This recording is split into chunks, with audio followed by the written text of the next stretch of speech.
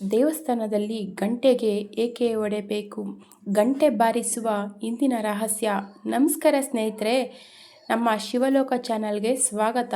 ನೀವು ದೇವಸ್ಥಾನಕ್ಕೆ ಹೋದಾಗ ದೇವರ ದರ್ಶನ ಮಾಡುವ ಮೊದಲು ಗಂಟೆಯನ್ನು ಬಾರಿಸುತ್ತೀರಿ.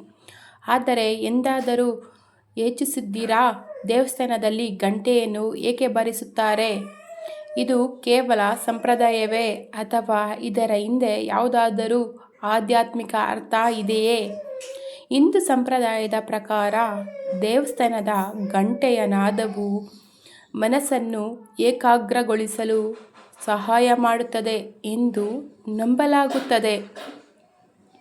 ದೇವರ ಸನ್ನಿಧಿಗೆ ಪ್ರವೇಶಿಸುವ ಮೊದಲು ಮನಸ್ಸಿನ ಚಂಚಲತೆಯನ್ನು ಕಡಿಮೆ ಮಾಡಿ ಭಕ್ತಿ ಭಾವವನ್ನು ಮೂಡಿಸಲು ಇದು ಒಂದು ಸಂಕೇತ ಎಂದು ಅನೇಕರು ನಂಬುತ್ತಾರೆ. ಗಂಟೆಯ ಶಬ್ದವನ್ನು ಓಂ ನಾದದ ಸಂಕೇತವೆಂದು ಸಹ ಕೆಲವರು ಪರಿಗಣಿಸುತ್ತಾರೆ. ಆ ನಾದವು ದೇವರ ಸ್ಮರಣೆಗೆ ಮನಸ್ಸನ್ನು ಕೊಂಡೊಯ್ಯುತ್ತದೆ ಎಂಬ ಧಾರ್ಮಿಕ ನಂಬಿಕೆಯಿದೆ.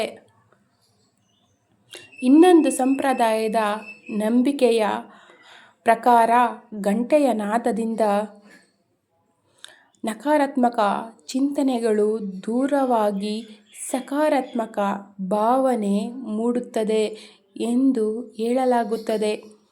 ಇದು ವೈಜ್ಞಾನಿಕವಾಗಿ ಖಚಿತವಾಗಿದೆ ಎಂದು ಹೇಳಲು ಸಾಕಷ್ಟು ದೃಢವಾದ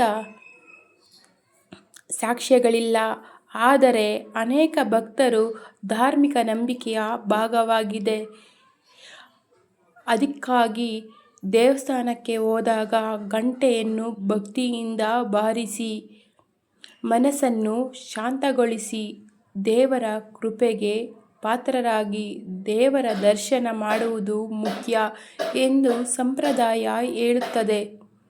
ಕೊನೆಯಲ್ಲಿ, ಇಂತಹ ಧಾರ್ಮಿಕ ಮತ್ತು ಆಧ್ಯಾತ್ಮಿಕ ಮಾಹಿತಿಗಾಗಿ ನಮ್ಮ ಶಿವಲೋಕ ಚಾನಲನ್ನು ಸಬ್ಸ್ಕ್ರೈಬ್ ಮಾಡಿ. ಈ ವಿಡಿಯೋ ಇಷ್ಟವಾದರೆ ಲೈಕ್ ಮಾಡಿ, ಶೇರ್ ಮಾಡಿ. ಮತ್ತಷ್ಟು ನಿಮ್ಮ ಅಭಿಪ್ರಾಯವನ್ನು ಈ ಕಮೆಂಟ್ನಲ್ಲಿ ತಿಳಿಸಿ. ತಮ್ಮ ಅಮೂಲ್ಯವಾದ ಸಮಯವನ್ನು ನೀಡಿದ್ದಕ್ಕೆ ಧನ್ಯವಾದಗಳು.